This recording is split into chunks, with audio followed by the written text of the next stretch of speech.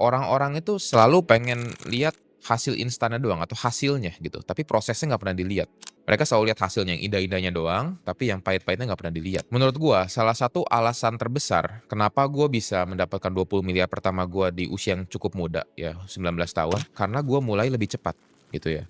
Karena gua selalu bilang juga ke kalian ya dari video-video gua sebelumnya, bahwa kecepatan itu adalah kunci.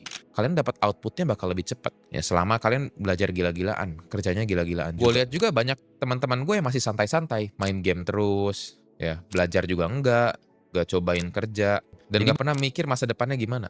Jadi masih santai-santai lah mereka. Ya gue mulai masuk forex di umur 14 tahun. Itu gue masuk ke saham juga.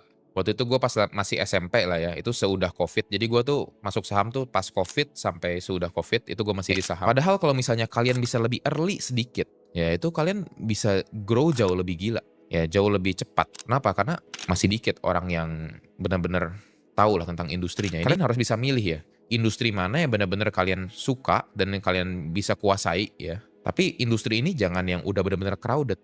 Contoh, F&B. Kompetitornya sangat banyak gitu. Dengan resiko yang sebesar itu jauh lebih sulit untuk kalian bisa jadi yang terbaik di bidang itu gitu.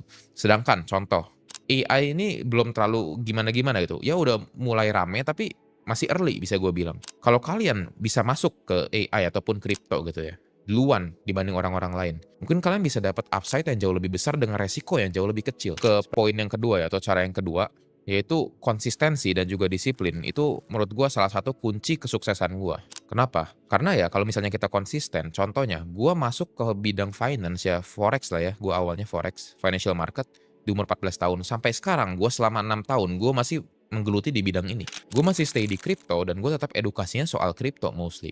Karena gua tahu bidang gua, ya fokus gua di financial marketnya ya di bidang kripto gitu ya. Oke, cara yang ketiga ya, ini mungkin unpopular opinion juga. Karena gue lihat kebanyakan orang tuh selalu ngincer uang, uang, dan uangnya. Ya walaupun end game-nya bener uang. Tapi di saat kita ngejar uang, justru uang malah lari dari kita. Ini dari pengalaman gue pribadi.